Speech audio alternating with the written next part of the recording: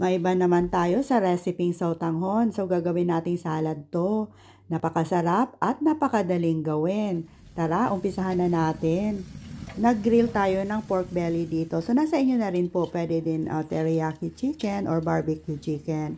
Dito sa kumukulong tubig ay lalagay natin itong ating sautanghon. After 1 minute ay pwede na nating i-drain at isantabi.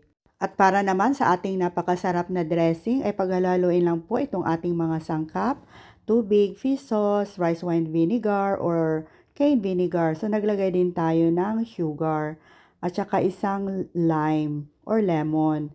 And then para medyo maanghang, ay lalagyan din natin ng chili flakes. Pag merong fresh chili ay pwede naman po. At saka ilalagay natin itong ating grated or minced garlic. Ayan, so paghalo-haloin lang po natin hanggang sa matunaw yung sugar. To assemble the salad, dito sa ating serving dish, ay i-arrange lang natin itong ating noodles. Sunod, itong ating carrots. So, hihiwain lang natin ng panipis. Kumbaga, julienne po ang tawag doon.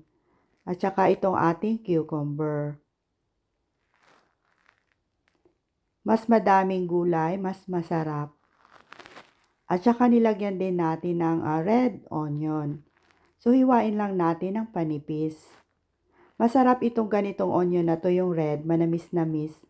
At lalagyan din natin ng red bell pepper. Kung meron kayong fresh red chili, ay pwede naman din po.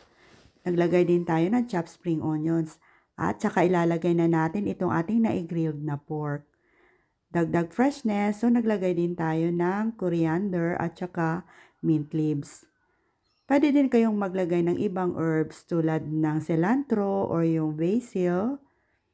At saka ito, lalagyan din natin ng lime wedges. At dito na natin ilalagay itong ating naigawa nating napakasarap na sauce, yung kanyang dressing. Simple lang po pero ang sarap. At eto na po, ready to serve na. I-try nyo na din po itong gawin mga mamshay. Siguradong magugustuhan nyo po at ng inyong pamilya. Daghang salamat!